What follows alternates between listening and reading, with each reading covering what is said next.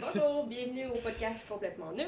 Aujourd'hui, on reçoit Karine Gravel, nutritionniste et docteur en nutrition, qui a développé une expertise sur l'alimentation intuitive. Bonjour. Bonjour Claudia. Bienvenue. Bonjour Bon Catherine. matin, bon matin. Merci beaucoup d'avoir accepté notre invitation. Ça fait plaisir, merci de m'avoir invitée. Ça nous fait grand plaisir de te recevoir. Dans le fond, on va se lancer tout de suite dans le vif du sujet. Oui. Pour nous, tu es comme un peu une bébite mystérieuse. Tu as développé une expertise dans un sujet qui est de plus en plus connu, mais pas si connu que ça. Ouais. Qu'on voulait savoir en premier, c'est quoi ton parcours qui t'a mené vers l'alimentation intuitive? En fait, c'est après mon baccalauréat en nutrition, même après ma maîtrise, j'étais au début de mon doctorat.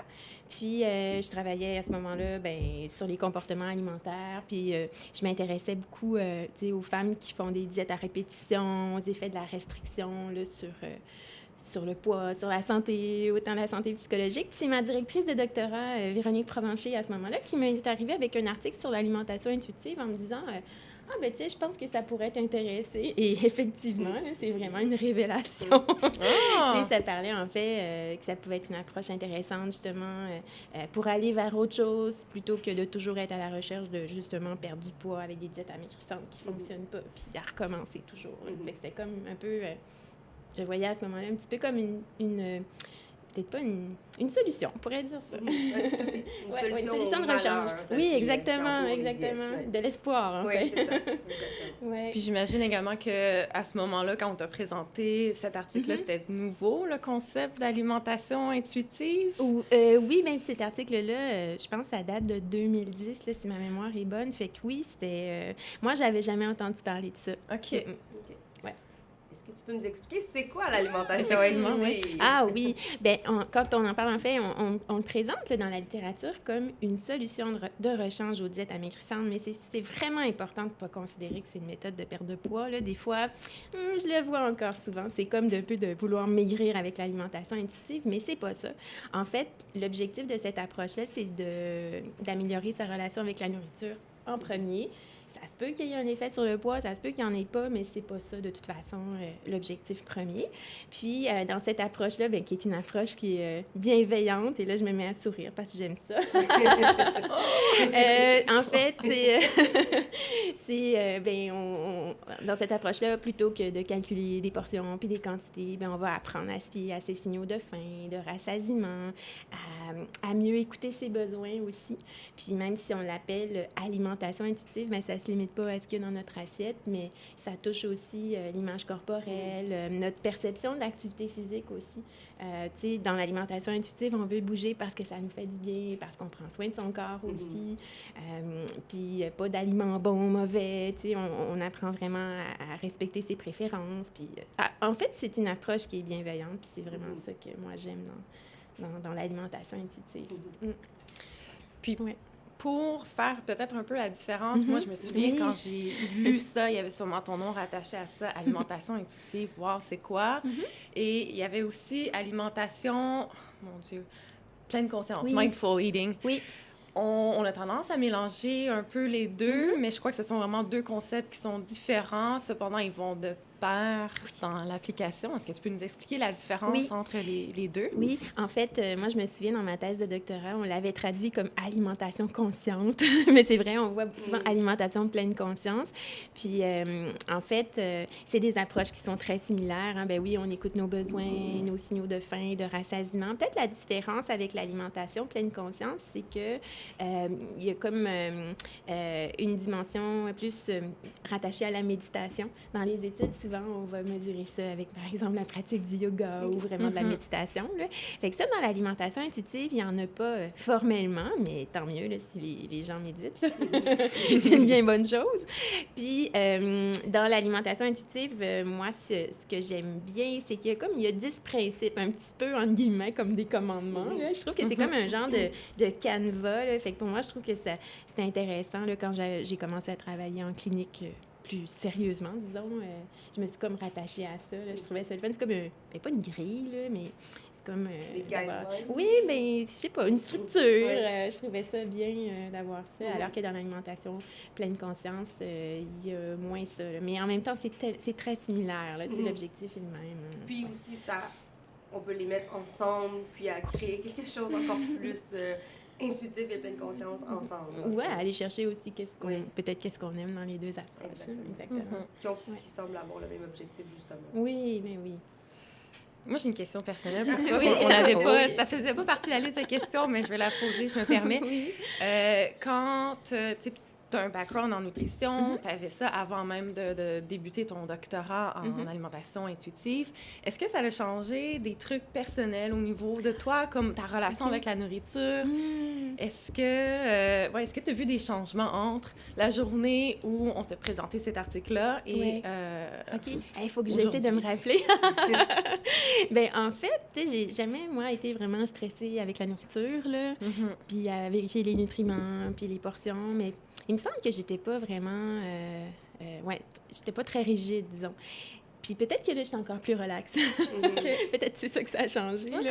Parce que, tu sais, si je me rattache peut-être, ben là, maintenant à ma clientèle, oui, mais d'où ça sort, moi, cet intérêt-là, puis ma maman le sait, là, que j'en parle toujours, c'est écrit dans ma thèse. Moi, j'avais une mère qui était toujours au régime. Là. Je pouvais pas comprendre qu'on pouvait passer sa vie à se peser chaque jour, à se priver, à se trouver pas belle, à se trouver grosse. Puis je pense que ça, moi, dans ma tête d'enfant, là, c'est vraiment venu me chercher. Ça date de loin, là. Mais là, je me dis, là, faut vraiment faire quelque chose. C'est pour ça que... C'est vraiment intéressant parce qu'on sait que souvent, c'est l'effet contraire. Les mamans au régime, les mamans qui sont obsédées, des fois, on passe la POC.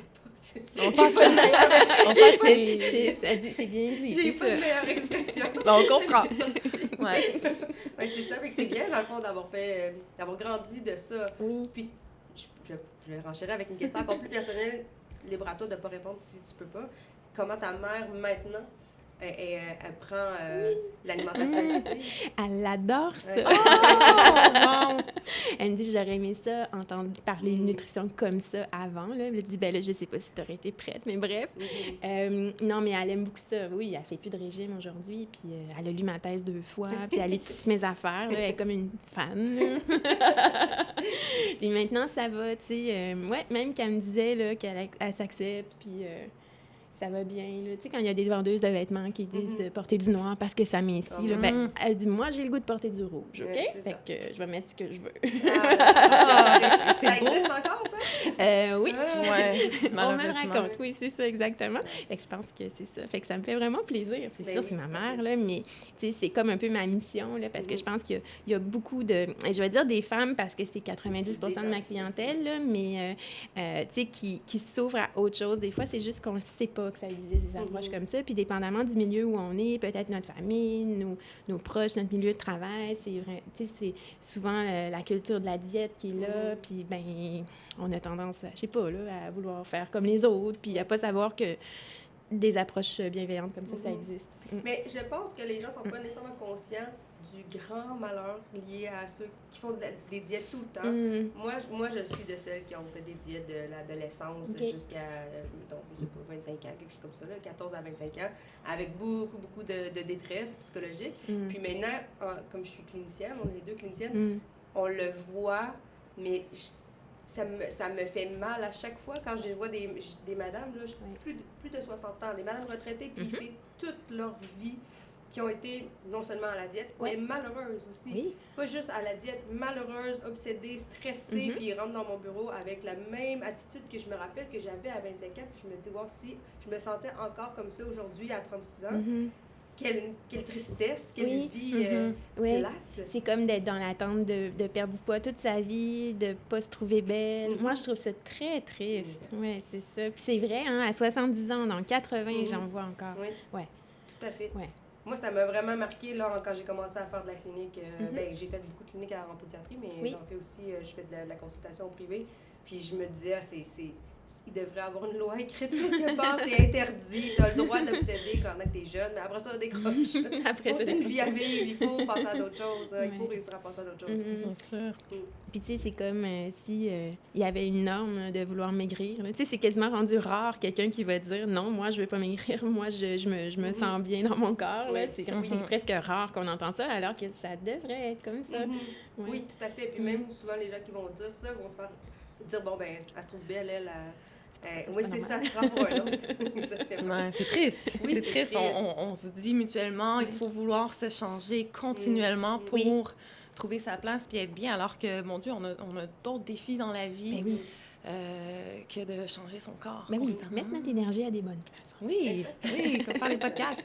Oui, on va faire des podcasts, on a changé les choses. En fait, les deux premiers podcasts qui sont pas sortis encore, c'est sur la grossophobie. C'est sur le sujet d'être pas bien accueilli dans la société, en fait, avec un corps qui est un peu différent. Moi, j'ai une autre question. Donc, on a parlé des bienfaits de l'alimentation intuitive. Moi, je les connais énormément. Mais je vais profiter du fait qu'on t'a ici. Est-ce qu'il y a des côtés négatifs? Ah, ça, c'est intéressant comme question. Hein? Quand j'en parle en conférence ou dans des formations, moi, j'en ai pas vu d'effets négatifs. Mais ça veut pas dire qu'il y en a pas. Des fois, c'est pas dans la littérature puis scientifique, puis ça veut pas dire qu'il y en a pas. Mais des fois, c'est peut-être que il y a des biais de publication, des fois, quand il y a je sais pas. Des fois, peut-être que ça, c'est pas non plus quelque chose qui est recherché. J'en ai aucune idée. Mais en fait, mon avis là-dessus, puis c'est plus mon opinion, mais évidemment basée un petit peu sur mon expérience puis la littérature aussi, qu'est-ce qui est disponible. Je pense que c'est... oui, il y a beaucoup d'effets positifs, mais en clinique, d'ailleurs, je vais finir par le dire. En clinique, en fait, il y a des gens peut-être qui sont moins intéressés, peut-être qui adhèrent moins. Il y a des personnes, là, c'est comme une révélation, l'alimentation intuitive. Bien, il y en a que c'est peut-être une petite révélation ou pas de révélation, mais pour avoir des effets négatifs, j'en vois pas vraiment. J'ai jamais vraiment vu, à moins que ce soit caché, je le sache pas. En fait, moi, ce que j'ai vu de négatif, mais c'est pas des effets négatifs, c'est plus que les gens, des fois, se sentent freinés quand la nutritionniste veut juste être en alimentation intuitive, puis la personne vient pour perdre de poids. Donc, il y a des gens qui ne trouvent pas nécessairement que c'est négatif, l'alimentation intuitive, mais ça leur tente pas parce qu'on ne promet pas de perte de poids quand on parle d'alimentation intuitive. Puis, les médecins. Les médecins, eux, disent, ben j'envoie des gens pour perdre de poids dans ton bureau, puis ils perdent pas de poids. Donc, c'est comme, c'est pas négatif sur la personne, mais il y a comme ce petit... C'est ça. Puis, en fait, l'objectif non plus, c'est pas de perdre du poids avec cette approche-là. Puis, je vais revenir, tu disais, promettre une perte de poids. Oui. Qui peut promettre une perte de poids? Moi, j'ai un livre là, qui date là, des années 80-81. C'est Le régime du psychologue. Puis là, cette question-là qui dit, qui peut promettre une perte de poids? Puis la réponse, ben, c'est des charlatans qui peuvent le faire. Exactement. Ouais.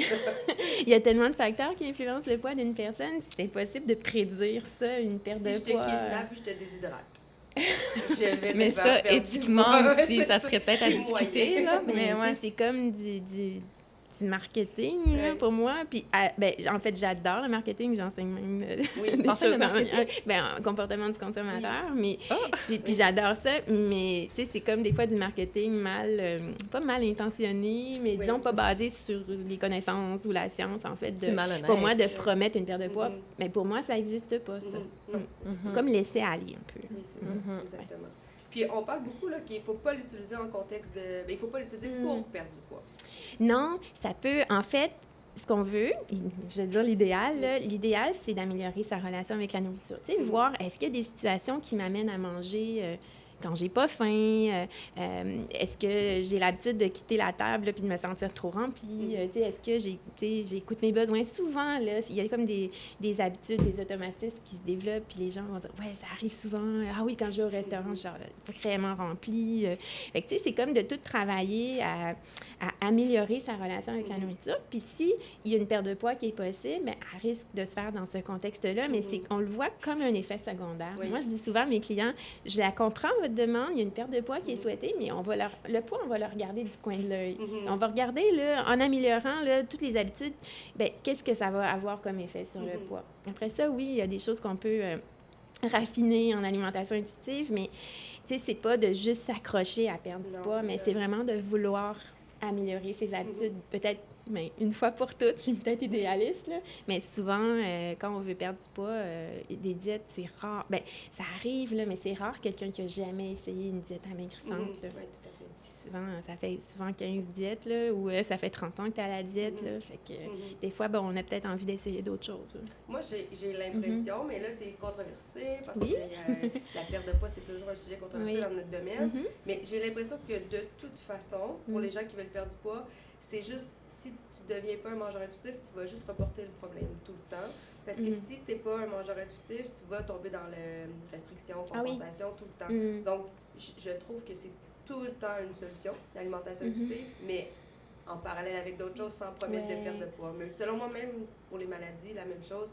Moi, j'ai le diabète, tout le monde le sait. C'est vrai. Selon moi, on peut pas être content d'avoir le diabète si on n'est pas un mangeur intuitif. On peut pas être heureux dans cette maladie-là si on n'a pas appris à connaître qu'est-ce qu'on a envie intuitivement, parce qu'on a des espèces de restrictions réelles. Oui, quand même, hein? Oui, c'est ça. Puis, c'est aussi d'être à l'écoute de nos préférences, de nos besoins, d'agir avec bienveillance. Fait que ça, peu importe si on a une maladie ou non, là, on devrait toujours avantage, à mon avis, à faire ça. Mais là, c'est vrai qu'il y a certaines règles qu'on doit, disons, inclure, dont on doit tenir compte. C'est un peu la même chose, tu sais, quand on a des allergies, mais là, on n'a pas le choix.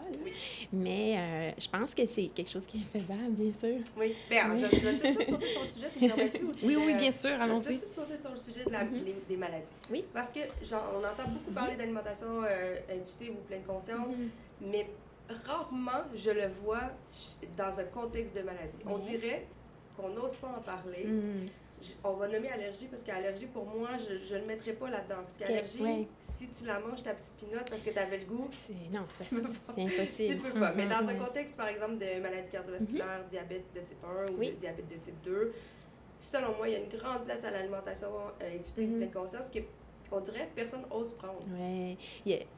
Comme si peut-être que l'alimentation intuitive est mal comprise aussi, tu sais. Parce qu'on reste dans les restrictions, dans les règles fixes, en se disant, mais c'est des vraies règles.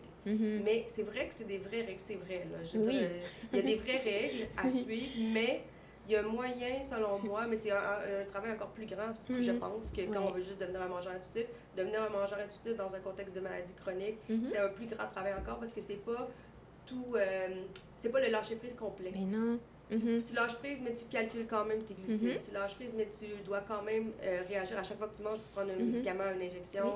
Donc, mais pour moi, c'est possible, mais j'ai l'impression que il faut que quelqu'un prenne ce sujet-là puis l'apporte. Oui, mais je pense que, tu sais, comme je disais tantôt, d'être à l'écoute de ses besoins, ça nous sert toujours, là, peu importe, là, de voir, tu sais, comment on se sent, tout ça. Puis il y a des études qui comparent, je pense, j'ai en tête, là, par rapport au diabète, spécifiquement alimentation pleine conscience. Puis, tu sais, c'est des gens qui ont assisté, là, disons, à un groupe là, pour apprendre à manger en pleine conscience. Puis un autre groupe, ben, c'est plus la méthode traditionnelle. Puis on voit des bons effets dans les deux groupes, là. Donc ça, c'est intéressant. Donc oui, peut-être y aller un petit peu plus avec précaution, mais des fois, j'ai l'impression, c'est une impression, que l'alimentation intuitive, peut-être qu'elle est mal comprise, puis c'est un peu, faire n'importe quoi, n'importe quand, là. Tout à fait. C'était une de nos questions. Bon, ben, on a de l'acide dans les idées. Donc, tu sais, c'est pas ça non plus. Tu sais, peut-être que si on contrôle beaucoup notre alimentation, là, on pense que là, hey, on s'en va faire ce qu'on veut, là. Mais non, encore là, c'est d'être à l'écoute de nos besoins, tu sais. C'est vraiment ça. Puis, tu sais, ça devient, je pourrais dire, ça devient moins difficile, justement, d'écouter ses besoins quand on sait qu'il n'y a pas de règles rigides, de privation, de... C'est la période d'adaptation, je pense, qui fait peur aussi aux gens, parce que si tu as toujours été restreint, puis là, le moment où tu deviens pas de restrictions, effectivement, il peut y avoir une perte de contrôle. Oui, j'appelle ça des petites périodes de dérapage. Oui, ça peut arriver. Puis même que dans les études, on voit des fois là, une petite prise de poids, même au début. Là, ça se peut, c'est quelque chose qui peut arriver. Mais tu sais, si c'est temporaire, ça rentre dans l'ordre. Mais oui, ça se peut que s'il y a bien des aliments qui ont été interdits pendant longtemps, puis que tout d'un coup, là, tranquillement, ben là, ça n'arrive pas du jour au lendemain, mais on commence à se les permettre. Là, et ça devient difficile parce qu'on est habitué qu'il y a des aliments, c'est ça, qui sont interdits. Puis ben, des aliments interdits, c'est toujours des aliments qu'on aime. Puis que quand on y a accès, c'est difficile de s'arrêter. Là. Avec raison, c'est normal. On est dans l'urgence d'en profiter parce qu'il n'y en a jamais. Puis je pense que là, on n'est pas encore convaincu que c'est correct, puis qu'on va... c'est correct, c'est même nécessaire de se donner le droit de manger. Là, mais la perte de contrôle est, moi, je dis toujours, passage obligé. Oui. Oui, puis après, correct. on va guérir de ça. Puis d'essayer d'être indulgent aussi. C'est normal qu'il y en ait de ça, des pertes de contrôle. Puis je pense que des fois, je pense à mes clients, là, mais qui vont se sentir bien coupables quand ça arrive. Puis moi, je trouve qu'il y a quelque chose de normal là-dedans. De savoir que quand on perd le contrôle, c'est intéressant de voir c'est quoi ces aliments-là. Souvent, c'était des aliments interdits avant, des reliques de diète amaigrissante ou des règles diététiques. Là. Donc, c'est ça. Je pense que c'est le temps d'être de se donner du temps d'être convaincu que c'est correct, puis à un moment donné, là, ça ne fatigue plus de le garde-manger, puis le congélateur, puis le réfrigérateur, là, on les oublie, ces aliments-là. Tout à fait, on oublie le pot de crème glacée tellement qu'il devient plein de frimas. Oui, frimas. Ben là, peut-être pas à ce point-là, non. C'est mon expérience personnelle. Moi, j'aime beaucoup la crème glacée. Moi, c'est plus ça, là, les petits chocolats. Ah, OK, oui. Mais je pense qu'aussi, dans la transition vers l'alimentation intuitive versus les diètes contrôlées, il y a une composante très importante de se faire confiance aussi. Parce que pour écouter nos besoins, il faut qu'on se dise, ben mes besoins, ils sont réels. Oui. Je me fais confiance. Puis ça, c'est difficile quand les gens ont suivi des diètes, tu sais, qui ont lu des règles et qui ont appliqué ces règles-là et qui ont laissé de côté leur confiance en soi en fonction de leurs besoins. Oui, tout à fait. Donc, ça aussi, j'imagine que ça... Ils se croient plus quand ils ont faim. Oui, ils savent plus. Parce que c'est ça, une diète amaigrissante, c'est des règles externes. Hein. Là, je pourrais montrer un papier. C'est pas nécessairement un papier, ça peut être sur Internet, ça peut être une diète connue, ça peut être plein de règles alimentaires sans être le nom d'une diète connue. Donc, c'est sûr que si ça fait 10 ans, 15 ans, 30 ans qu'on se fie à des règles comme ça, nos préférences alimentaires, des fois, on les connaît même plus. Il faut les redécouvrir, puis voir, mais qu'est-ce que j'ai vraiment envie, là, avec mes papilles. Puis ça, oui, c'est un travail aussi. Mais le temps, tu sais, de se réapprivoiser, peut-être, de se faire confiance, puis se laisser suffisamment de temps pour voir que ça fonctionne, puis d'aller chercher des fois des petits exemples concrets. « Hey, il me semble que j'aurais pas fait ça comme ça avant. Puis là, maintenant, ça se fait assez facilement. Tu sais, des fois, les gens vont me dire « Hey, j'ai arrêté de manger parce que j'avais plus faim. » Pas en me disant « Faut que je m'arrête, j'en ai assez, sinon je vais trop manger. » C'est pas ça, mais c'est juste naturellement, il y a comme un petit déclic à un moment donné. À certains moments, certains exemples, certains repas. Puis ça donne confiance aussi, tranquillement. Tout à fait, mais ça s'apprend, puis c'est long, mais comme on dit, chaque restriction mène à un comportement problématique. Puis même moi, dans le contexte, je donne toujours cet exemple-là, je suis sûre que je l'ai donné dans un autre podcast. À Sainte-Justine, ce que je remarquais, c'est les enfants qui ont la fibrose cystique, qui doivent manger énormément de calories parce qu'ils sont en hypercatabolisme. Et eux, ils veulent plus, on entend parler du bacon puis de la crème glacée à Guindaz. Puis l'autre côté, tu as les enfants diabétiques qui, eux, au contraire, veulent manger tout ce qu'ils n'ont pas le droit de manger. Mais je me mets là-dedans. Là. Moi, mon vécu, c'est ça. C'est qu'à un moment donné, tout ce qui était sucré, dans ma tête à moi, c'est ça que je voulais. Même des choses que j'aime pas, en fait. Puis à un moment donné, je me suis rendu compte que du gâteau McCain puis des barres de chocolat Kit Kat, et j'aime pas ça. Je sais pas pourquoi j'en mange, mais j'aime pas ça. J'aime ce chocolat-là, qui coûte un peu plus cher, qui coûte meilleur, puis du gâteau McCain, j'aime pas ça. Mais dans le temps, c'était, j'ai pas le droit, donc il faut que j'en mange. C'est comme l'attrait pour l'interdit, hein. Puis je vois souvent quand les gens ont des aliments interdits. Moi, mon exemple, c'est cet aliment-là, il est sur un piédestal. Il est vraiment haut, là. Mon Dieu, je me suis cognée. Donc, il est vraiment intéressant, là. Puis même, des fois, c'est des aliments qu'on peut avoir tendance à vouloir manger en cachette. Tout, tu sais, il y a comme quelque chose... le fait de se l'interdire. Des fois, quand on prend le temps de déguster ces aliments-là, vraiment avec nos sens, là, puis voir qu'est-ce qu'on aime dedans, des fois, ça se peut qu'on ait la surprise que c'est pas si bon que ça, finalement. Exactement. Mais juste le fait que ça ait été interdit, bien, ça rend ça bien attirant. Tout à fait. On aime ça, l'interdit. Oui, c'est ça. Je pense que c'est dans la nature humaine. Probablement. C'est pas super sain pour nous, là. C'est un peu dangereux parfois, mais il y a quelque chose en nous qui fait que, oh, je peux pas l'avoir, mais là, je le veux 2 fois plus. C'est ça. Oui. Exactement. Puis, la maladie, c'est une règle extérieure. Oui. Pour moi, là, même si c'est en dedans de moi la maladie, c'est quelqu'un de plus puissant que moi qui me dit quoi faire. Ouais. Et là, ça c'est un trigger pour quelqu'un comme moi. Tu me diras pas quoi faire. Je sais pas qui, mais tu me diras pas quoi faire. Fait que c'est ça. OK. Ensuite, t'avais-tu une question dans le même sens? Non, j'ai rien qui me vient en tête. Mais... Okay. Ben, en fait, je vais peut-être un peu bifurquer vers... Ah non, je vais rester un petit peu dans le sujet. Pour les gens qui viennent nous voir, puis vraiment leur objectif, c'est perdre du poids. Certaines personnes vont dire qu'on les laisse tomber.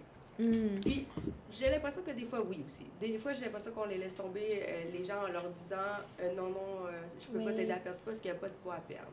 Donc, comment toi, tu réagis face à la déception que tu peux créer en disant je peux pas te promettre de perdre de poids? Oui, en fait, des fois, c'est d'aller voir un petit peu, évidemment, quand c'est la première fois qu'on rencontre une personne, de voir son histoire pondérale, son histoire diététique, voir si elle a fait des diètes. C'est rare que la personne en a jamais fait. Aussi expliquer les facteurs qui expliquent le poids de la personne, voir son potentiel d'amaigrissement aussi. S'il y a eu beaucoup de diètes avant, ben oui, ça peut rendre les choses un peu plus difficiles. Tu sais, des fois, il y a une croyance que c'est juste l'alimentation puis l'activité physique qui explique ton poids, alors que c'est beaucoup plus vaste que ça. Tu sais, il y a certains médicaments qui brouillent les signaux de faim rassasiement. Le fait d'avoir eu des grandes variations de poids au cours de sa vie. Donc, bref, il y en a beaucoup. Donc, il y en a des facteurs qui sont modifiables, il y en a qui ne le sont pas. Fait que c'est pour ça que moi, je vais expliquer aussi, là, je dis ça vraiment vite. Là, évidemment, dans la vraie vie, c'est beaucoup plus long. Mais voir qu'il y a certains de ces facteurs-là sur lesquels on a un certain pouvoir, genre nos habitudes de vie, alors que le fait, je sais pas moi, d'avoir fait beaucoup de diètes avant, justement d'avoir une médication, un sommeil difficile, puis des antécédents aussi familiaux, disons, on pourrait dire d'obésité. Donc, tu sais, il y a bien des choses qu'on contrôle pas. Fait qu'on peut toujours... entre guillemets, s'acharner sur la perte de poids dans certaines situations, mais est-ce que c'est vraiment réaliste? C'est comme de risquer de se rendre malheureuse à ce moment-là. Il y a ça. Il y a, c'est sûr, là, pas lors d'une première rencontre, mais il y a aussi l'image corporelle à aborder aussi, comment on se perçoit. Est-ce que... des fois, la perte de poids a le dos large. On pense qu'une fois qu'on va avoir perdu du poids, on s'imagine que la vie là, va être rêvée, là, je vais être en amour, je vais avoir un super emploi. Puis on peut se demander si des fois, c'est vraiment tributaire de la perte de poids. Là. Donc, fait que c'est tous des sujets à aborder. C'est une discussion, hein, c'est certain. Puis c'est sûr que si la personne veut toujours perdre du poids, à ce moment-là, moi, je vais voir avec elle sur quoi on peut travailler à ce moment-là. Qu'est-ce qui est modifiable? On ne peut pas travailler sur sa génétique, là, par exemple. Oui, non, on ne peut pas travailler sur sa génétique. Après tout ça, après une discussion comme ça, généralement, c'est vrai, au fond. Hein. Peut-être qu'on vient avec l'idée de perdre du poids, on s'en vient voir la nutritionniste, mais que finalement, sachant tout ça, que c'est pas juste une question d'activité physique et d'alimentation, des fois, puis qu'on a fait beaucoup de régimes avant, ça n'a pas fonctionné. Des fois, il y a une ouverture à ce moment-là. Tu sais, l'idée, c'est pas de dire, moi, je travaille avec l'alimentation intuitive, donc non, je peux pas te faire perdre de poids, salut, là. Mais non, voyons. Oui, je pense que c'est ça un peu que j'ai entendu qui était rapporté, que des fois, certaines personnes disent... la nutritionniste a dit non, moi je parle pas de. Puis là, ça a créé comme une déception. Puis souvent, ces gens-là se sont retrouvés par la suite chez des charlatans. Puis là, finalement, ils en ont perdu du poids, mais ils en ont repris. Moi, ce que je dis, je peux par contre aider les gens à retrouver leur poids naturel, à les guider vers ça. Mais sinon, je peux pas. J'ai pas une baguette magique pour le perdre de poids, sinon je serais vraiment riche. Ouais, on serait toutes, Oui, on serait toutes vraiment riches, effectivement. Mais parlant de poids naturel, moi, je trouve que c'est un bon concept. Oui. Je trouve qu'on a peut-être changé le vocabulaire du poids santé pour le poids naturel parce que le poids santé est encore associé à l'IMC, je crois. Comment est-ce qu'on définit le poids naturel? J'ai écrit un billet là-dessus cet automne. C'est le plus populaire de l'automne sur le sujet. Donc, je me dis, oui, le poids naturel devient à la mode. C'est super. Ça se peut qu'on soit notre poids naturel puis que ça concorde avec l'indice de masse corporelle, mais pas nécessairement. Puis, en fait, le poids naturel, on ne peut pas le calculer avec une formule mathématique. C'est pas comme ça que ça fonctionne. C'est pas si simple que ça. On peut, par exemple, pas le prédire, c'est peut-être un bien grand mot, là, ça fait un peu Nostradamus. On peut avoir une idée en sachant, je sais pas, là, le poids qu'on a déjà pesé, maximum, minimum. Est-ce que notre poids, il a beaucoup varié? Mais bref, c'est le poids avec lequel notre corps il est confortable. Quand on écoute nos besoins, quand, disons, on fait du sport, mais pas de façon vraiment rigide, sans plaisir, là, juste dans le but de maigrir. On n'est pas là-dedans. Là. Donc, c'est d'avoir des bonnes habitudes de vie dans l'ensemble, puis ça, en écoutant ses besoins, tout ça. Puis ça, c'est un poids qu'on va arriver à maintenir naturellement, pour pas faire de jeu de mots, là. Puis, mais c'est assez confortable, ça nécessite, comme j'écrivais dans mon billet, ça nécessite pas des efforts titanesques, là. C'est ça, c'est le poids quand on est correct, puis on fait de l'activité physique pour le plaisir, puis on mange bien, puis c'est puis qu'on prend soin de notre corps, là, indépendamment du poids, puis qu'on est bien, là. Donc, des fois, là, en discutant avec des clients, tu sais, des fois, ils vont me dire « Ah oui, à telle période de ma vie, on dirait que c'était là mon poids le plus mince, puis je me tracassais pas avec ça, ça y allait, ça allait un peu tout seul. Puis c'est quand, justement, ça, je le vois souvent, là, quand j'ai commencé à me préoccuper de mon poids puis des aliments, puis là, j'ai commencé à prendre du poids à ce moment-là, tu sais. Fait que, voilà. Faudrait avertir tout le monde, parce que je pense que c'est vrai, c'est ça, effectivement. Il n'y a jamais eu autant de gens au régime, il n'y a jamais eu autant d'obésité ou de surpoids. Il faut peut-être comprendre à un moment donné qu'il y a probablement un lien entre les restrictions et prendre du poids. Oui. Oui, puis moi, j'ai travaillé là-dessus durant mon doctorat, là. Je le sais un peu. Je vais mettre un saut d'approbation sur ce que tu viens de dire. Mais oui, plus on contrôle notre alimentation ou autre chose, là, mais là, on parle d'alimentation, plus on risque de perdre le contrôle ensuite, ça, c'est certain. Ouais. On crée ça, puis on commence tellement jeune à se restreindre. Puis là, dans mon temps, c'est à 14 ans. Mais maintenant, c'est des 8 ans là, qu'on voit. Ah oui, vraiment, hein? Oui, on voulait justement aborder la question, est-ce que...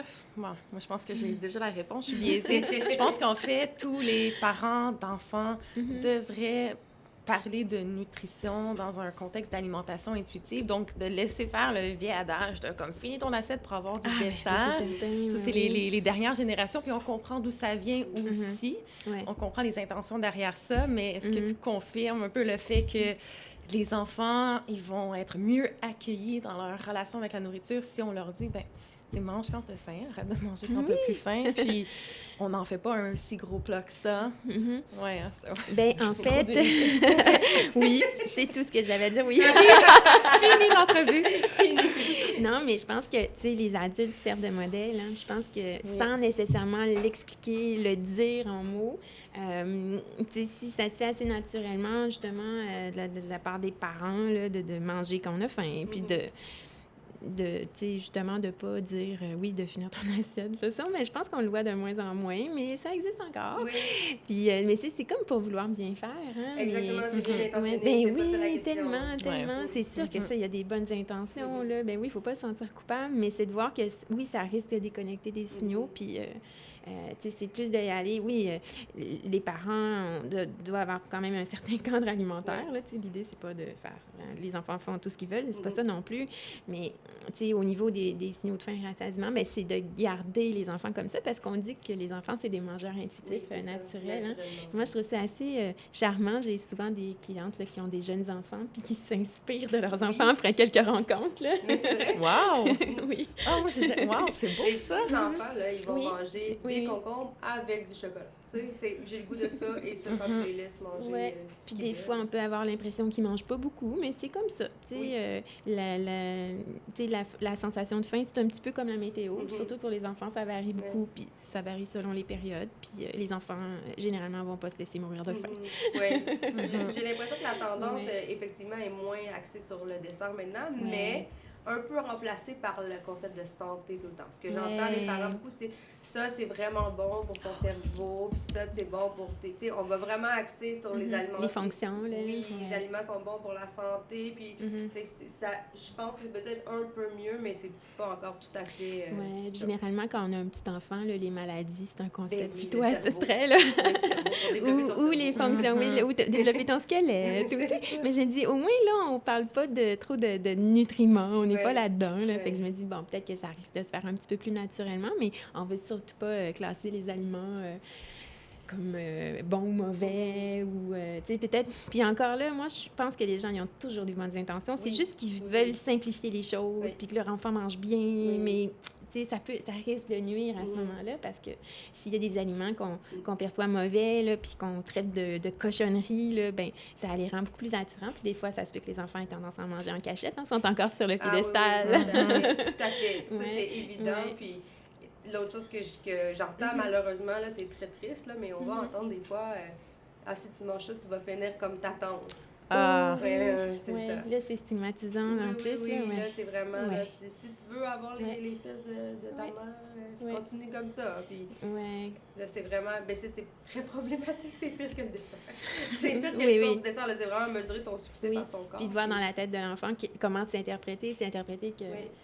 minceur égale bonheur, succès et compagnie, là, puis que là, ça, c'est pas correct. Là. Puis ça commence très jeune. Là. J'ai lu dernièrement, c'est 3-4 ans à peu près que les enfants commencent à juger que les personnes plus grosses sont moins bonnes. Ou si on leur demande d'expliquer, ils vont dire je pense que lui, il n'y aura pas beaucoup d'amis, il ne sera pas très invité dans des... on a dû lire les mêmes Oui, on a lu les mêmes choses. Mais oui, tu sais, c'est comme vu comme quelque chose de différent, puis c'est ça exactement. Tout à fait. Puis c'est souvent, c'est un peu nous, là, les adultes, qui mettons ça dans la tête des enfants. C'est beaucoup nous, je pense. C'est beaucoup la société qui est faite de nous, là. Donc, donc c'est à nous de changer ça. Penser qu'on est des exemples, là, fait qu'il faut faire attention. Puis même nous, les nutritionnistes, parce que moi, je dis à mon chum, ça fait 5 ans qu'on est ensemble, puis là, on a un enfant qui n'a pas 1 an encore. Puis depuis longtemps, je dis, quand on va avoir un enfant, il ne faut pas que je dise protéines, glucides, parce que moi, je dis régulièrement ça. Régulièrement, là, je calcule mes glucides pour le diabète, puis je dis, on n'a pas de protéines dans notre repas, puis là, mais je parle, tu sais, je dis pas moi-même, je suis consciente de ça, mais je le fais quand même. Donc là, mon chum, souvent, il me reprend, puis il va dire, c'est quoi ça, des protéines? Oui, c'est ça. On les voit pas. Ça goûte quoi, ça, des protéines? Moi, c'est ma phrase que je dis souvent. Ça goûte pas nécessairement bon en poudre. Moi, j'enseigne les nutriments aux futurs nutritionnistes, mais c'est les futurs nutritionnistes à l'université, là. Mais dans la vraie vie, on mange pas des nutriments. Non, c'est ça, exactement.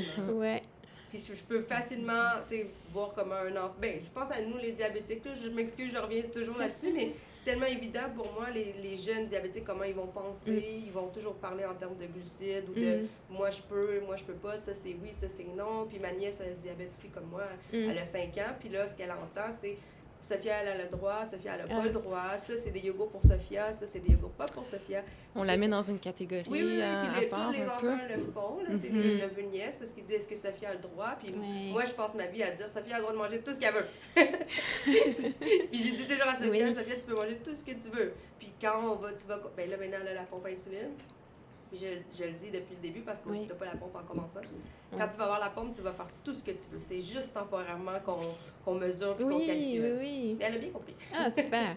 je fais de la manipulation inverse. J'essaie de casser. Avec ton expérience aussi. Oui, tu sais par où elle va passer. Fait que c'est bien qu'elle puisse en bénéficier. Puis je sais très bien. C'est pour ça que ça me touche vraiment beaucoup l'alimentation intuitive dans un cadre de maladie parce que je trouve qu'on nous laisse tomber. Les gens qui ont des maladies, puis on s'en occupe. Pas de nous, même dernièrement, je voyais un questionnaire pour les enfants diabétiques pour voir s'ils comprenaient bien. Non seulement on parlait de glucides, mais on parlait de calories. Là, pourquoi? On a le diabète, ça n'a pas rapport avec les calories. Là. Diabète de type 1. On a peut-être donc bien peur qu'ils prennent du poids. Là, oui. Puis là, déjà, on met cette idée-là dans la tête des diabétiques, puis là, on s'en rend pas compte qu'on dit de ne pas faire ça aux enfants, mais là, eux ont le diabète, donc on les met à part. Eux, c'est correct qu'on en parle. Oui, parce qu'ils ont la maladie. C'est ça. C'est vrai. Hein? Mais je suis complètement en désaccord. C'est moi, je parle de bataille, ça. Heureusement que tu es là. Je sais pas si je vais réussir, mais en tout cas, je vais réussir avec on a comme des missions dans la vie. Oui. Ben, le but, c'est de faire sa place dans ce monde-là, puis espérer qu'on améliore un peu les choses. Fait que je pense qu'on a tous des passions, puis des expériences qui font que, tu sais, nous, ma mission, c'est ça, puis il y a des trucs qui viennent nous toucher, donc sure, why not? Je pense qu'il faut encourager ça. Des belles missions, qui sont bienveillantes. Il faudrait que quelqu'un fasse un doctorat avec Karine, pas moi.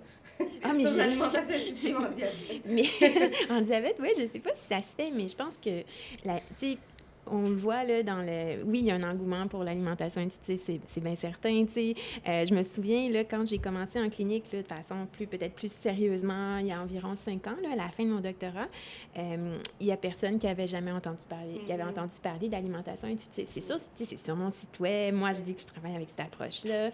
Bien, c'est très fréquent maintenant que les gens me contactent aussi pour apprendre à manger intuitivement, puis se rapprocher d'une approche de ça.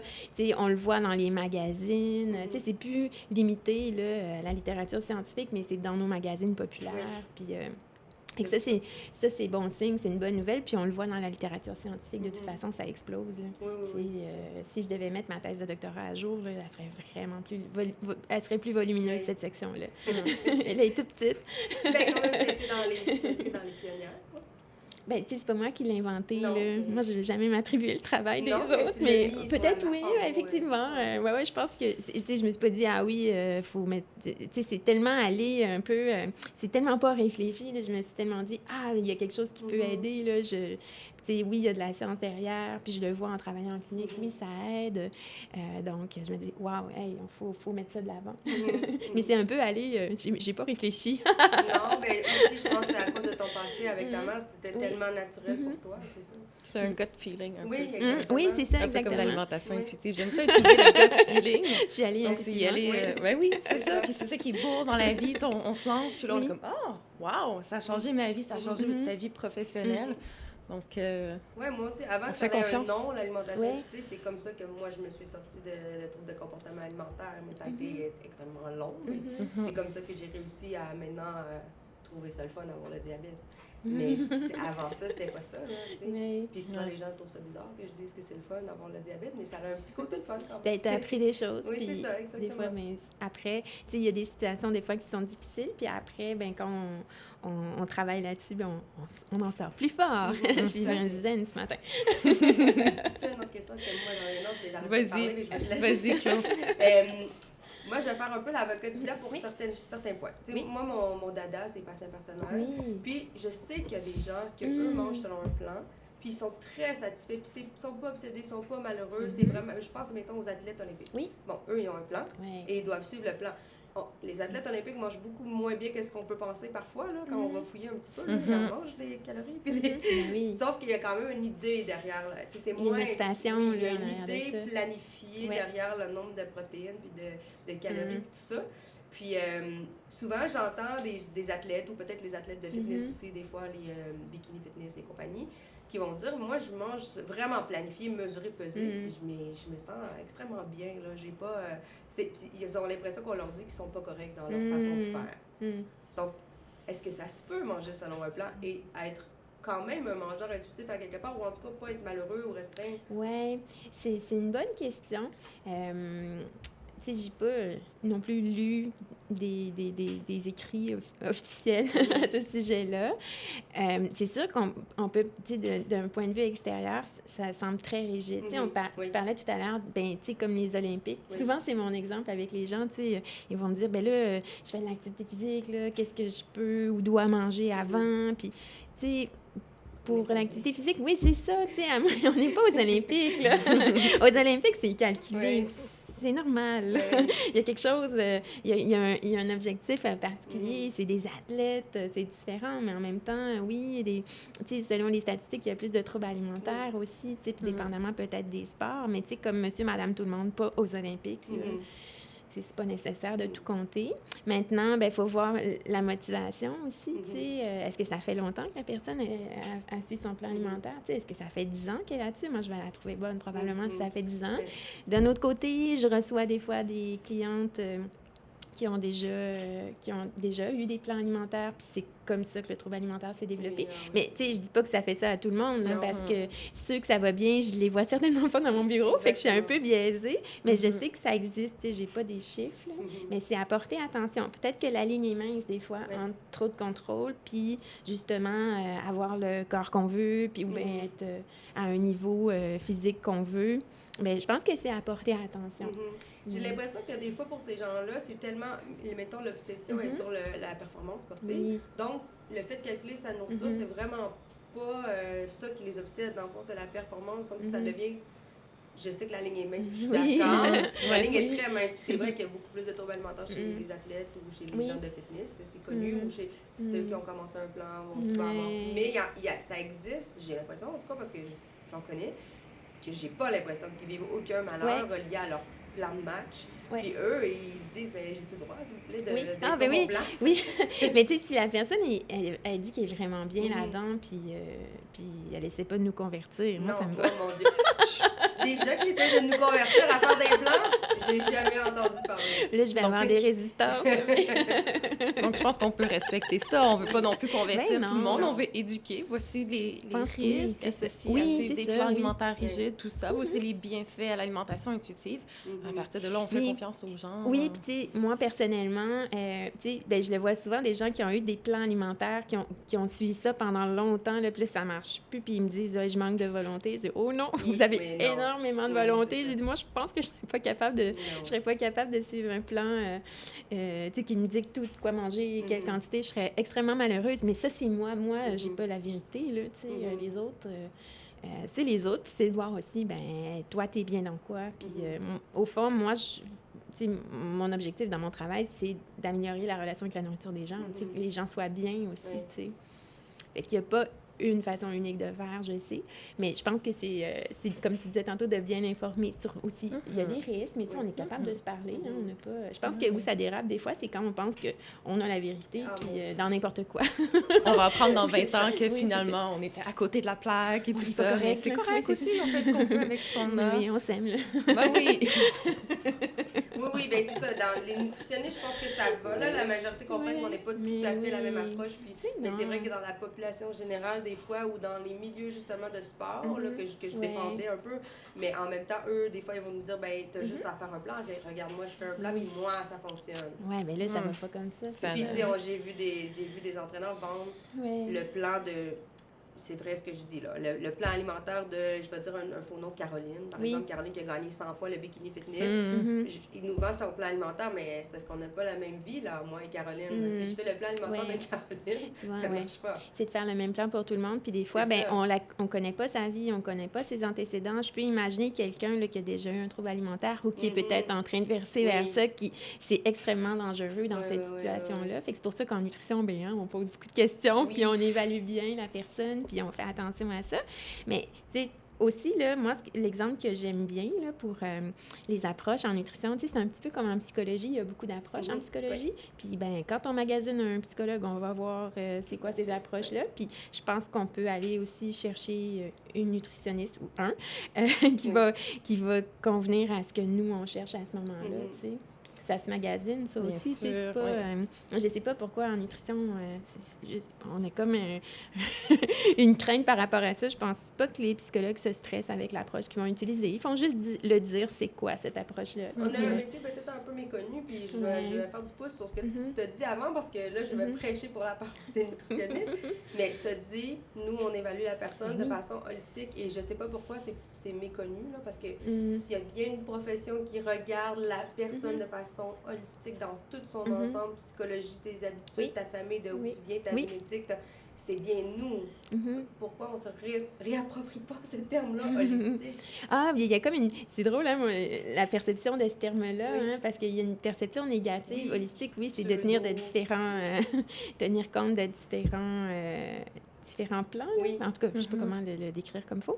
Mais des fois, il y a des faux nutritionnistes qui vont s'appeler nutritionnistes holistiques pour dire, moi, je suis à l'écoute de toi. Là, mais au fond, je veux dire, on fait tout ça. C'est global. Il faut qu'elle soit globale. Ben oui, parce qu'on s'adapte à la personne. C'est pas comme une recette toute prête qu'on applique à tout le monde de la même façon. C'est ça, exactement. On est très critiqués. Comment? On est très critiqués. Je pense par méconnaissance, des fois. Parce que justement, je me rappelle de quelqu'un qui avait fait un post qui avait dit t'es mieux d'amener un petit chocolat comme ça tous les jours dans ton lunch, c'est pour comme te défaire de ton obsession du chocolat, par exemple. Puis là, il y avait beaucoup de commentaires de gens qui disaient ça n'a pas de bon sens, vous êtes nutritionniste, puis vous dites de manger du chocolat. Et je me disais, mon Dieu, tu connais pas mon métier. Watch ça out. Pas de bon sens. Oui, c'est ça, watch out. Je vais tous les manger, là. Si vous ne les mangez pas, je vais toutes les manger.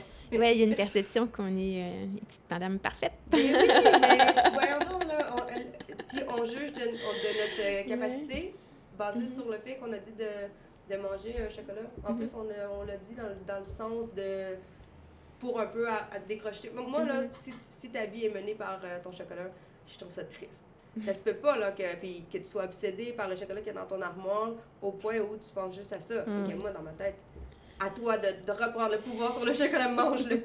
Mange-le, c'est toi le boss, c'est pas toi le boss. Hey, c'est drôle parce que j'allais dire ça, c'est exactement l'expression que j'ai, c'est toi le boss. Ouais, c'est ça. Même en consultation, je dis à mes clients, là, c'est toi le boss. Moi, je vais te guider du mieux que je peux.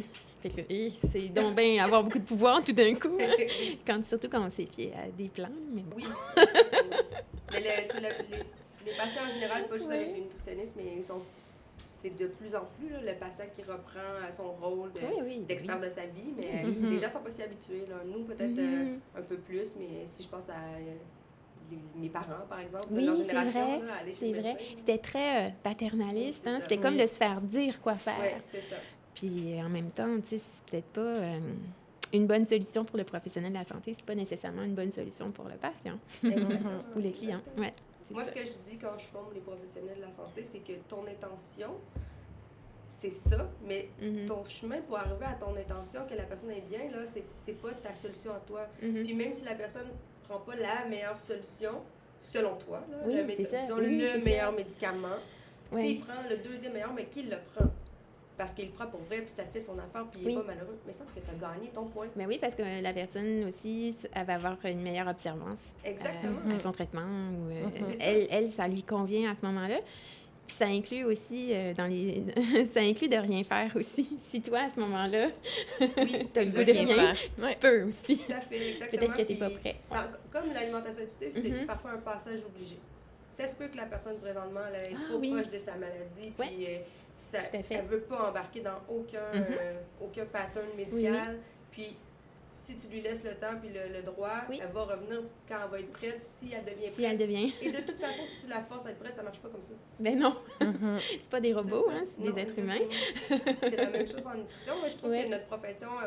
Moi, j'étais suivie par des nutritionnistes. Je trouve que notre profession a vraiment bien évolué dans le sens de l'alimentation intuitive, de l'approche patient-partenaire. Mais je trouve que c'est pas assez connu. Mais ça s'en vient, On va work in progress. C'est sûr qu'une de nos missions avec nos podcasts, c'est ça aussi, tu sais, faire connaître notre profession, les professions alliées un peu à la nutrition qui sont un peu dans le même domaine. Donc, ça s'en vient. Je pense qu'il faut être optimiste.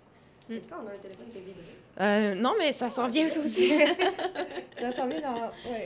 Oui, OK. Oui. Qu'est-ce qu'on n'a pas abordé encore comme sujet? Ah, oui. Je ne sais pas comment l'aborder parce que c'est un peu hors sujet présentement. Mais par rapport à... je vais le lancer, on le fera au montage. Par rapport à ceux qui prennent du poids avec l'alimentation intuitive, comment ils réagissent, comment tu réagis, puis comment tu... justifie là, au médecin, par exemple. Si, admettons, tu as un médecin qui t'envoie quelqu'un pour perdre de poids, mais là, toi, ton analyse te montre que la personne vraiment vit des obsessions, des restrictions, puis c'est vraiment ça qui lui gâche la vie. Puis là, tu t'en vas vers l'alimentation intuitive, la personne prend du poids, le médecin, ça arrive, là, c'est des vraies choses. Le médecin dit, mon patient, je l'envoie pour perdre de poids, et il prend du poids avec toi. Mais là, il faudrait voir, là, peut-être que cette personne-là, oui, encore là, il va falloir voir son histoire son historique de poids, d'habitudes alimentaires aussi, mais est-ce que cette personne-là, est-ce que tu es en surpoids, ta personne, dans ton exemple? Ou... Parce que des fois, je me dis, ça se peut qu'elle soit en dessous de son poids naturel aussi, si elle a pris du poids à ce moment-là. Habituellement, c'est les gens que les médecins envoient qui auraient du poids à perdre. Oui, qui auraient du poids à perdre, selon, parce que là, sont catégorisés en surpoids, là, c'est ça. Il faut voir aussi, tu sais, un petit peu comme on parlait plus tôt, est-ce que, justement, il y avait beaucoup d'aliments interdits, puis que là, c'est comme temporaire à ce moment-là, où là... on commence à se permettre des aliments qu'on s'interdisait, puis là, il y a des dérapages à ce moment-là. Tu sais, ça peut être aussi même la compréhension de l'alimentation intuitive. Ça, je l'ai déjà vu, je l'ai déjà entendu, on l'a déjà dit. Oui, mais là, si on se met à manger n'importe quoi, n'importe quand, ça ira pas mieux. Bien, effectivement. C'est ça, exactement. Quand l'approche n'est pas nécessairement bien comprise, je pense que c'est d'y aller graduellement aussi avec l'écoute des besoins. C'est pas du jour au lendemain, là, le party. Est-ce qu'on mesure juste la réussite à la perte de poids? Oui. Il faudrait avoir des indicateurs. Oui, des indicateurs de succès. Ça, souvent, quelqu'un qui a fait beaucoup de diètes amaigrissantes va mesurer sa progression avec la perte de poids. Puis souvent, il n'y en a pas au début. C'est rare. Oui. S'il y en a, des fois, ça prend plus de temps un petit peu, puis c'est très graduel. Oui. Mais c'est de voir d'autres indicateurs. Par exemple, je mangeais quand j'avais pas faim, puis maintenant, je respecte mieux ma faim. Ou, je fais du sport selon mes préférences d'activité aussi. Je vois souvent, des fois, des personnes qui ont qui font du sport, mais qui ont choisi les activités physiques juste en fonction de la perte de poids. Tu peux voir sur Internet qu'est-ce qui permet de brûler, là. Brûler des calories. C'est mon expression préférée. Oui, c'est Ouais. ça. Puis finalement, de se rendre compte que finalement, hey, j'aime pas ça tant que ça. Là, je peux y aller avec des activités que j'aime. J'ai déjà vu quelqu'un qui se privait de faire du yoga parce que elle avait envie d'en faire, mais ça faisait pas assez maigrir dans ses activités. Mais là, c'est correct, c'est réintégré. Mais là, je suis en train de bifurquer. On dirait que je fais une réponse de politicienne. C'est vrai, ouais. Je suis pas pire, hein? Non, mais moi, je pense encore une fois que, dans le fond, le médecin, comme les gens, doivent comprendre ou sont capables de comprendre, sont intelligents, que c'est un passage obligé, puis que si la personne est malheureuse, elle va pas être en santé. Malheureuse, c'est selon moi le plus grand échec de la vie, là, être malheureuse, peu importe. Oui, puis surtout se rappeler que ça se peut là, que selon l'indice de masse corporelle, on soit en embonpoint, en obésité, puis que finalement, là, l'alimentation, ça va bien, en qualité, en quantité, que la personne est active et que ça se peut, point. Je sais pas pourquoi, il faut tout le temps devoir se justifier ou de s'acharner là-dessus. Puis de toute façon, c'est pas la nutritionniste qui fait maigrir les gens. C'est que des fois, on va se faire dire, mon patient, tu l'as pas fait maigrir, il a engraissé avec toi, mais je veux dire, c'est pas comme, je suis pas chez eux. Mais non! Je le suis pas en arrière, je vois son nom. Tout qu'il y a des responsabilités. Hein? Oui, c'est ça, exactement. Puis je mets pas la responsabilité de la prise de poids sur le patient, mais je veux dire, c'est pas, ma job, c'est pas de faire maigrir les gens. Mais non. C'est ça. Là, il y a une méconnaissance de ce côté-là. Je pense qu'il y a même beaucoup d'éducation à faire sur les facteurs qui expliquent le poids d'une personne, puis qu'on fait pas tant que ça ce qu'on veut, là.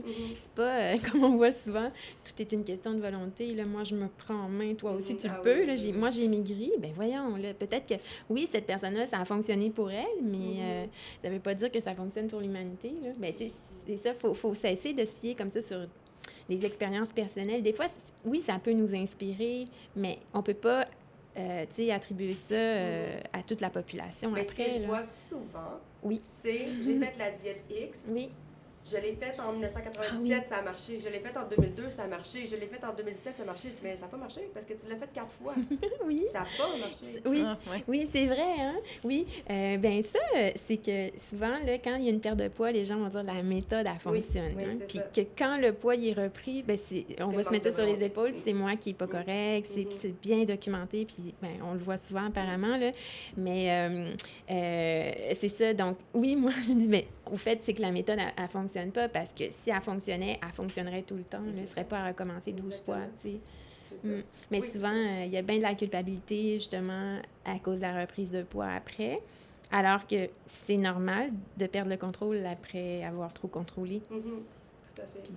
Puis, avec la foutue volonté, là, ça prend de la volonté pour faire des diètes. Là. Moi, je suis vraiment trop lâche pour ça. On connaît de nos jours encore, régulièrement, je vois des clients, je vais dire plus âgés, mais je parle même pas de âgés, mais tu sais, qui vont commencer à avoir perdu un peu de masse musculaire comparé à leur vingtaine, par exemple, ou à leur trentaine.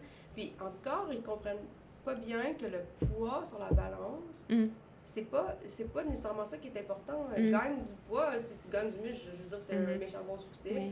Mais ils vont attribuer vraiment, quand je pesais 125, là, c'était bon. Mais là, ils ont 65 ans, mettons. Puis 125, c'est quand ils avaient 25 ans. C'est pas le même poids maintenant que tu pourras peser ou que tu pourrais peser puis que tu sentirais de la même façon que à ton 125 de jeunesse. Mais mais tu sais, c'est la composition corporelle aussi qui est pas bien comprise. Là, puis, tu sais, c'est donner beaucoup de pouvoir à un chiffre. Hein? Mais ça. Puis même que...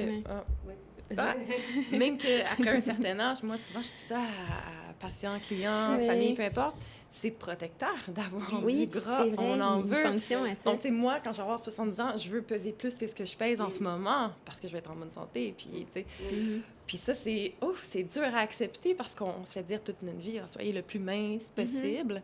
Mais c'est pas vrai. Pour être en meilleure santé, pour optimiser sa santé, ses chances de survie, il faut avoir des petites réserves de gras plus on vieillit.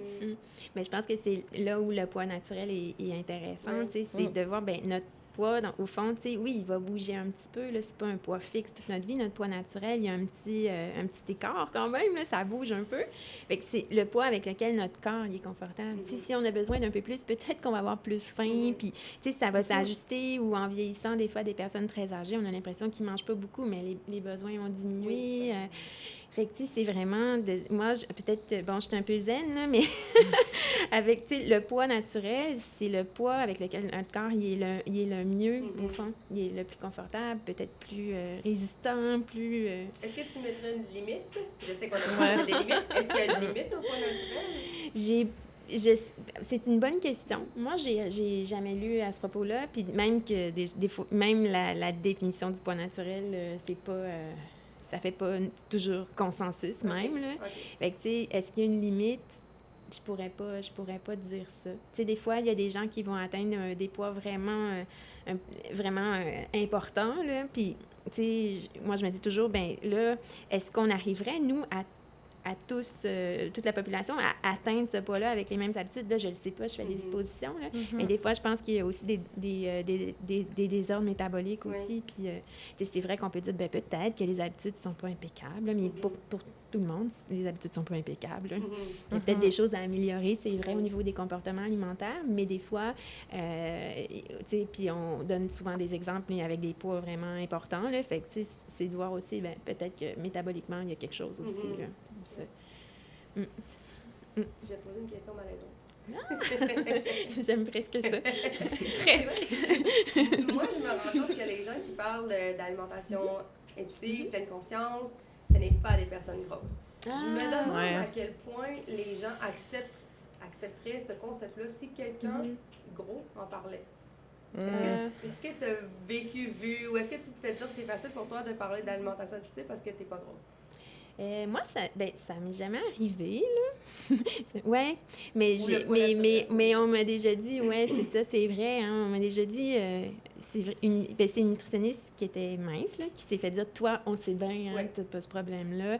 Mais en même temps, tu sais, c'est pas juste le poids qui est important, mais c'est l'image corporelle aussi, la façon dont on se perçoit. Puis, tu sais, il y a des personnes qui peuvent être minces puis que l'image corporelle est négative. Puis, il y a des personnes qui peuvent, je te le dis à toi, là, mais je sais que tu sais, mais on peut être en surpoids puis avoir une image corporelle positive, se percevoir positivement. Puis des fois, les gens pensent automatiquement que si t'es mince, là, tu te perçois positivement, puis si t'es en surpoids, tu te perçois négativement. C'est comme s'il y avait deux options possibles, alors que toutes les options sont possibles. Fait que je pense que ça relève peut-être davantage de la façon dont la personne se perçoit.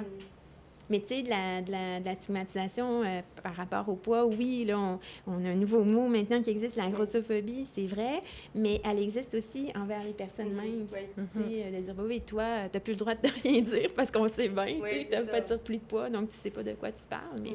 Mais je sais pas, tu sais, si je le rattache à la nutrition... on est quand même capable de se renseigner, d'aller voir la littérature scientifique. Hein. On a étudié, je sais pas, là, j'ai étudié 10 ans en nutrition à l'université. Des fois, je me dis, je dois bien le savoir un petit peu. Quand même. Autant que tel charlatan, par exemple. J'ai oublié où je voulais en venir avec tout ça. Mais... On disait, on a-tu le droit de dire ça quand on est pas mince? Oui, c'est ça. Ah oui, mais puis je me faisais la réflexion à un moment donné, je me disais, alors si moi, j'ai jamais été qualifiée d'obèse, selon l'indice de masse corporelle, donc ça voudrait dire que je peux pas faire mon travail. Donc, ça voudrait dire qu'un oncologue qui a jamais eu le cancer, il sait pas de quoi il parle, qu'un cardiologue qui a jamais eu une maladie cardiovasculaire, il sait pas de quoi il parle. Fait que, tu sais, ça marche pas, là. On dirait que le poids, il y a comme une espèce d'aura bizarre autour de ça. C'est plus que les gens, les personnes qui sont plus grosses, vont dire, OK, le poids naturel, c'est cool, mais c'est cool que ton poids naturel à toi, c'est ça. Moi, mon poids naturel, c'est ça, je suis pas capable de l'accepter, mon poids naturel, par exemple. C'est peut-être de sentir qu'il peut y avoir un manque de compréhension ou d'empathie, puis d'avoir de la difficulté à connecter, comme quelqu'un qui, je sais que dans la communauté cœliaque, on a une nutritionniste qui est experte là-dedans, qui a aussi la maladie cœliaque. Puis les gens, quand ils la rencontrent, c'est comme « Ah, mais t'as passé à travers ça, toi aussi, on se comprend. » Puis je peux comprendre qu'il y a un sentiment, un lien qui se crée tout de suite en partant. Des fois, ça peut être un peu décourageant pour les gens, mais je pense pas que c'est un manque de confiance dans les connaissances des nutritionnistes. C'est plus comme « Ah, ben, on n'a pas ce l'expérience personnelle, l'expérience personnelle, c'est vendeur. Beaucoup aussi, hein, c'est pas pour rien que... En tout cas... je vais m'arrêter là.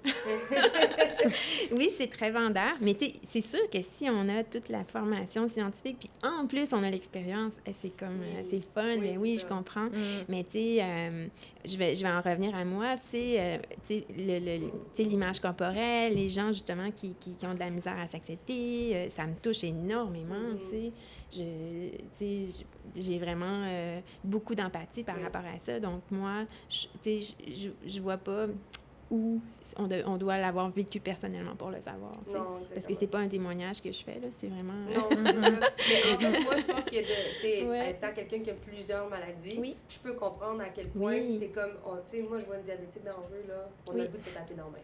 Tout de suite. Il y a un lien, on se comprend. Sauf que, je veux dire, moi, j'ai les mauvais plis des diabétiques aussi. Ça, c'est le côté négatif d'avoir la maladie, c'est que des fois, tu peux perdre aussi le côté scientifique, puis, tu sais, je l'ai pas perdu, là, c'est pas ça que je veux dire, mais je veux dire, il y a quelque chose de bien aussi quand c'est un regard extérieur. Oui. C'est aussi positif d'avoir le regard extérieur, puis de se faire challenger. Peut-être plus objectif, oui, c'est ça. Exactement. Je pense qu'il y a du bon dans les deux, puis c'est un mélange des deux qui est le succès, mais des fois, le besoin de la personne, ça va peut-être être de connecter, puis d'autres fois, ça va être d'autres choses. Si c'est de connecter, mais là, c'est dur de trouver des... C'est au-delà un peu de ce qu'on fait dans notre métier aussi, là. Oui, c'est sûr que, tu sais, si on vit la même chose, ben oui, là, mais en même temps, tu sais, c'est comme une relation professionnelle aussi, c'est pas une relation amicale, personnelle ou... Exactement. Je sais pas, tu sais, ça me fait penser, là, c'est hors contexte, là, mais on rencontre quelqu'un qui vient du même coin de pays que nous, là, on dirait qu'il y a quelque chose, là, c'est plus le fun. À part quand c'est Montréal, tout le monde s'en fout, mais quand tu viens de région, oui, il y a un lien qui se crée, oui. Tu sais, fait que ça dépend, tu sais, la relation avec nos clients, nos patients, tu sais, il y a des gens avec qui ça connecte plus, tu sais, mais ça, c'est ça. Moi, je pense que c'est vraiment contextuel, justement. Je pense que quand ça connecte plus avec quelqu'un qui a la même maladie, c'est souvent les ados. Moi, personnellement, là, ceux qui sont encore fâchés d'avoir la maladie. Ah, ouais. Ceux qui ressentent ça, qui sont pas dans le mode nécessairement solution, mais plus dans le mode ça me fâche d'avoir cette maladie-là. Là, ils sont contents que j'ai la maladie qu'eux. La même maladie, parce que... Oui, peut-être que, oui. C'est ça. C'est plus là que je trouve que c'est avantageux dans un contexte de personne qui n'est pas encore rendue dans l'acceptation, qui est ailleurs. Là. Ça fait du bien, je peux comprendre pourquoi. Puis des fois, c'est intéressant de voir pourquoi on s'intéresse à un créneau en nutrition. Tu sais, des fois, c'est pas que ça nous a touchés, nous, personnellement, mais tu sais, un autre proche, genre ma mère. Tu sais, ça me vient vraiment me chercher. Tu sais, je me suis pas retrouvée à travailler l'alimentation intuitive parce que d'un coup, c'est devenu une pratique émergente. Tant mieux, j'en suis ravie, mais c'est vraiment un hasard. Là. Fait que, tu sais, peut-être qu'on va aussi vers nos intérêts, puis même si on les a pas vécus, ben ça fait nous une personne qui va être compétente. Là. Oui, oui, tout à fait, bien sûr, oui. OK. Est-ce qu'on a d'autres choses? On peut rapper. On peut rapper. Donc, moi, j'ai la question de la fin. La question qui tue? Oui, la question qui tue. Ça fera pas mal, Karine. En fait, moi, on a parlé un peu de ton passé, ton histoire professionnelle. Où est-ce que tu te vois dans 5 ans? Quels sont tes projets futurs, Karine? Bien là, justement, là, c'est la fin de l'année 2019. Là, puis je suis en train de essayer de finir mes corrections. Puis là, je me suis dit, après ça, là, je vais planifier ma vie en 2020. Fait que je peux pas... Non, c'est pas vrai. Corrections, c'est ton plan. Je suis rendue aux corrections. Je vais finir ça. Mais dans 5 ans, moi, je trouve que c'est loin. En fait, là, puis là, je check bien ça. C'est vraiment la question qui tue. Parce que je suis intuitive, moi. Je voulais pas, avant j'étais dans le domaine des arts, je voulais pas devenir travailleuse autonome parce que c'était trop dangereux, risqué. Là, j'ai tout fait, là, même jusqu'au doctorat, puis je me suis retrouvée travailleuse autonome encore. Puis, tu sais, en tout cas, là, ça va bientôt faire 5 ans, justement, je travailleuse autonome. Mais elle est longue, ma réponse, là. Mais, tu sais, j'ai plein de situations où, tu sais, faut comme laisser aller, je trouve, les choses. Là. Je travaille vraiment trop, je travaille vraiment fort, pas que je fais rien, là. Mais, tu sais, je trouve qu'on ne sait pas les personnes qu'on va rencontrer, qui on va connaître. Je pense qu'il faut juste s'ouvrir aux opportunités puis être bien. C'est tout ce que je veux. Fait que, tu sais, je surfe, en fait, sur la vague. Puis, jusqu'à date, c'est super le fun, tu sais. Fait que je me dis, ben, si je vais continuer de même, là. Puis si jamais ça va pas, j'aviserai, là, mais... Si jamais il y a quelque chose qui se présente à toi, Tu sautes sur l'opportunité. Exactement. Ouais. Mais tu sais, pour l'instant, ça va super bien. Là. Mais oui, je vois plein d'opportunités. Puis, ben, c'est tout rentrer ces projets-là dans l'horaire. Là. Mais j'essaie d'y aller de même. Puis, j'ai pas, à part travailler fort, puis choisir des projets vraiment qui me passionnent là, pour les raisons, justement, que ça me fait vibrer. Puis que je suis contente. Là. Ben, j'y vais comme ça. Mais tu sais, là, ça va bien, là, je commence à être moins insécure, mais je me souviens, au début, je me disais, ben je pense que je vais l'essayer de même. Là, j'étais vraiment insécure. Je me suis dit, je vais voir si ça fonctionne comme ça. Par rapport à l'insécurité financière que ça, oui, ben, ça puis le apporte. travail autonome aussi, puis tout ça. Puis je me dis, je vais l'essayer, puis si ça fonctionne pas, ben je me dis, je suis pas idiote, je vais m'en rendre compte vraiment. J'aviserai à ce moment-là. Puis finalement, ça marche, là. Je pense que je suis en train de gagner mon pari. Good! Fait que c'est ça. Fait que la nutrition, je pense que je vais être là encore un bout, c'est certain. Ça, au moins, je le sais. Je le sais pas, là, mais je devrais être là encore dans 5 ans. Tu sens que tu veux continuer ça pour je vois plein de choses à faire. années c'est encore. ça, exactement. Okay. Plein de travail à faire, puis c'est ça. Bonne réponse, belle réponse, on aime ça. Est-ce qu'on finit avec un peu de publicité pour Karine? Pour Karine, oui. Oui, pas pour nous, mais donc on peut visiter ton site web, ton blog. Oui, Karine. c'est karinetravel.com. Mon blog est sur mon site web aussi. Puis voilà, donc je publie un billet tous les mois. Selon mon selon mon inspiration du moment. Oui, ma page Facebook, c'est Karine Gravel, nutritionniste et docteur en nutrition. OK. Puis voilà. Parfait. Merci énormément. Merci à vous Super deux. intéressant. Oui, c'est intéressant. Merci. Bye tout le monde à la maison. Hey, on n'avait pas fait un clap. Non, je sais. OK. On s'est rendu compte après, c'est pour synchroniser l'image et le son. Mais on a le son là-dessus. OK. Merci. Merci beaucoup. C'est le fun de parler avec toi. Ah, ben mon Dieu, mais c'est fun. Hey, on est bonnes, on se connaît pas. On se connaît un peu, tu sais, par Facebook. Là, Non, mais oui, c'est vrai, mais c'est quand même de même. Mais il y a des gens, des fois, que je rencontre, que C'est dur, finalement, j'ai pensé que je les connaissais.